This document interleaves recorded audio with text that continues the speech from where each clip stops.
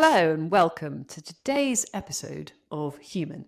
I'm Lindsay Francis, and today I'm talking about why you should be buying a Whoop band in January and why Dry January is a great opportunity to really test yourself. So if you are watching on video format today, I'm sitting on the floor. I'm also holding my microphone in my hand because my producer Joe was joking with me about how terrible my audio sometimes sounds because actually I sit far too far away from the mic. So I told him that I was going to record it sitting on the floor, holding the mic in my hand as if I was doing something on Top of the Pops. Of course, he had no idea what Top of the Pops was because he's far younger than I am. But anyway, without going on too much, here I am sitting on the floor because we should be moving our bodies more naturally. If you've happened to listen to my episode with George Thompson, the Tai Chi master, you will hear him talk about sitting on the floor whilst working if possible. And although that's not always an easy thing to do, it does make a massive difference to your body because when you sit down, you're moving a little bit more.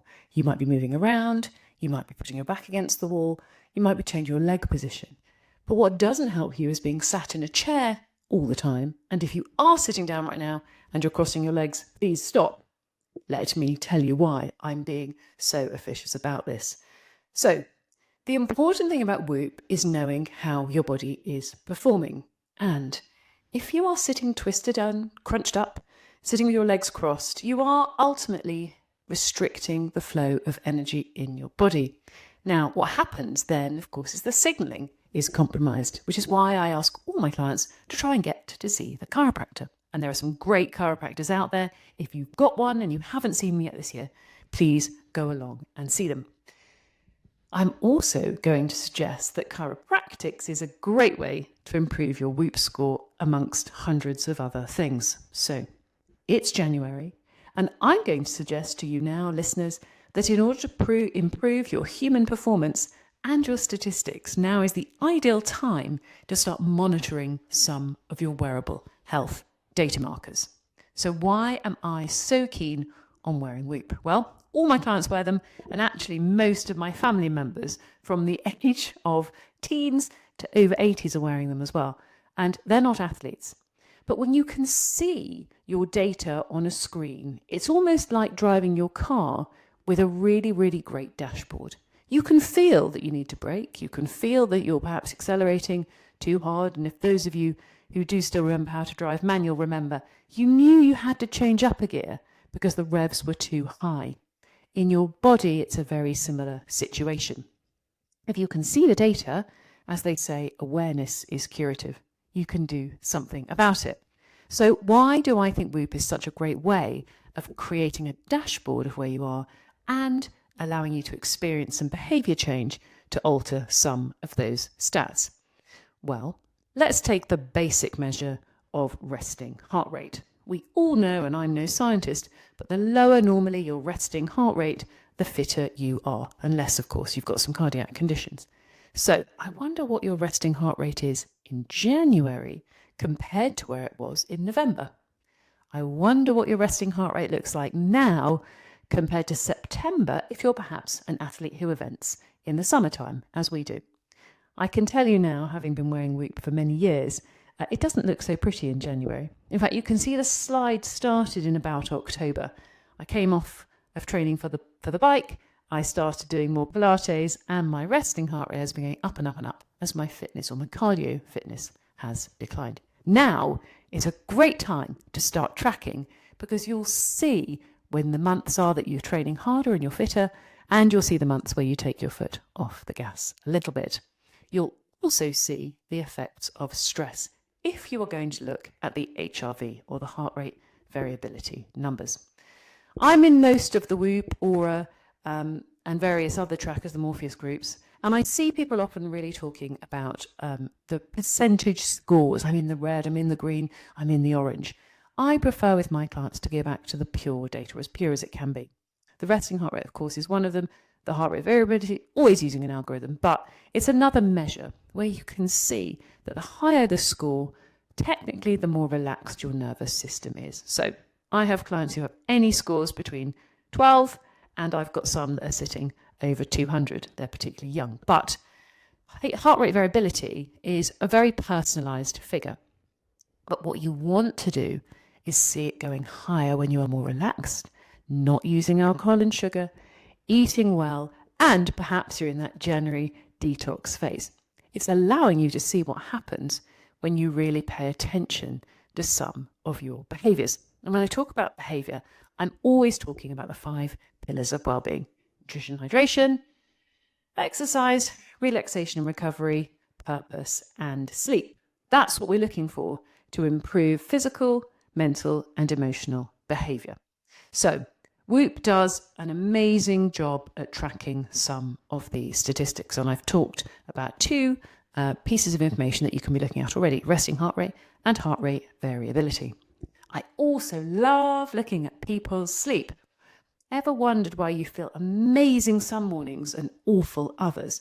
Well, when you go and start tracking your sleep, you can see that you were woken up in the night or you were in lighter sleep. Some nights you had more REM sleep, more nights that you had light sleep. And of course, there are many different factors.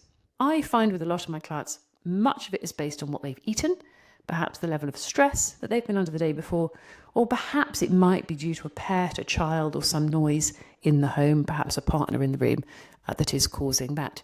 But often we don't notice because we're asleep. And when we actually look at the data, we can see, okay, what happened at 3 o'clock in the morning, 4 o'clock in the morning, the bin men came, we've got various pieces of traffic, my dog's down here making a noise. You know, what's happening that's doing that? And then, of course, can I make some way of changing that? Perhaps using earplugs, closing the door, putting the dog somewhere else. What's actually happening in your sleep that means you're getting a better night's sleep some nights and worse sleep the others? Food also plays a massive, massive part here. Eating too late will disturb your sleep. Your sugar levels will be going up and then they'll be coming down again, waking you up. And also eating too early means you're hungry in the night. So it's making that decision about what works for you, about when you're eating or even snacking before bed or not. Some people need it and some people don't. It's really important to begin to realize that your data is really just yours. And the only thing you're comparing yourself against is you. Comparison is the thief of joy. So January, get a baseline, and it's going to set you up for a really strong start for the year. And at the moment, I think the Whoop subscription is £30 or €30 a month last time I looked. So very, very affordable. If you use the code attached to this podcast, you also get your first month free. So please, please, please think about tracking your sleep. It's so interesting to see what's happening.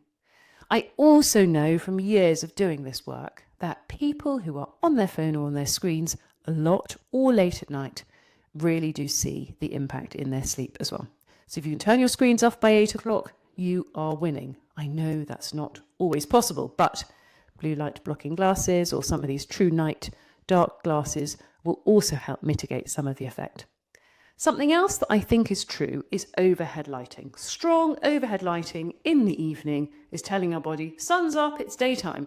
And it's not, the sun is down. So if you can start putting some table lamps on, reducing the level of lighting, and just helping your body understand that the sun has gone down and it's evening, you're going to be in a better place.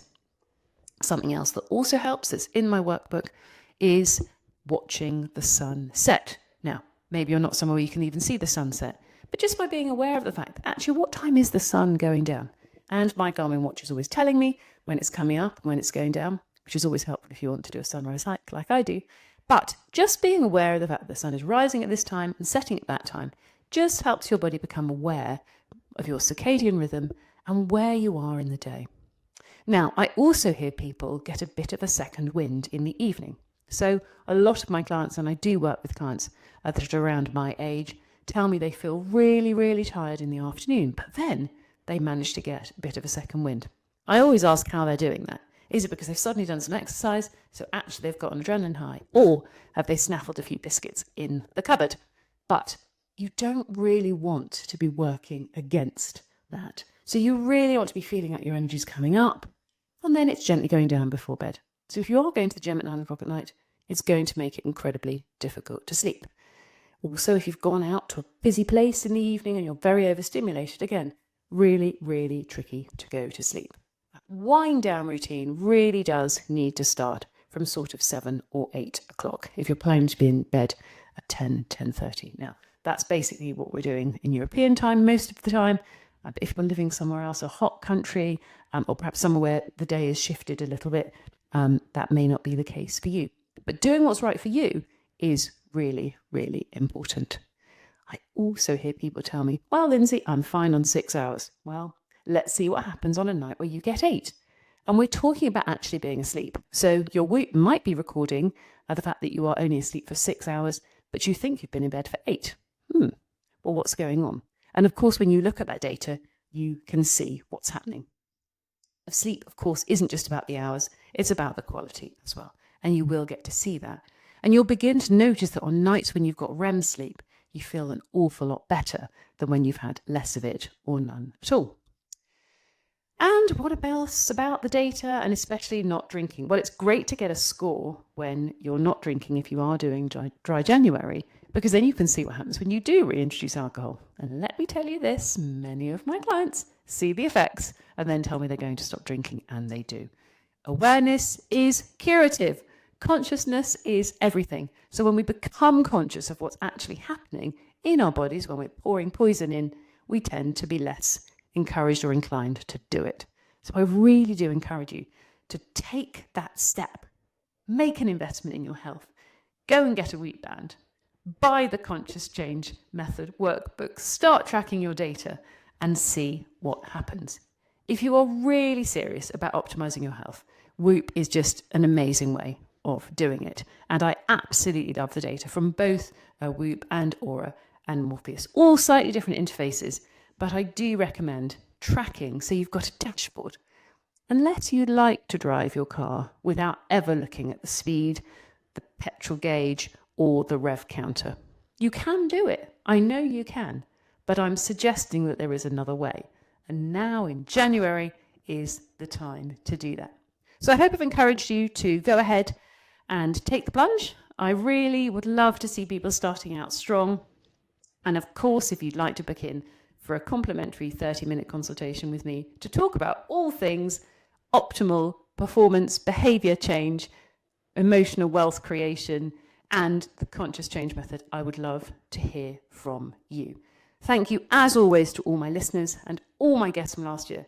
The podcast is going extremely well, and I really, really look forward to wishing you all the richest and simplest month that you've had for a long time.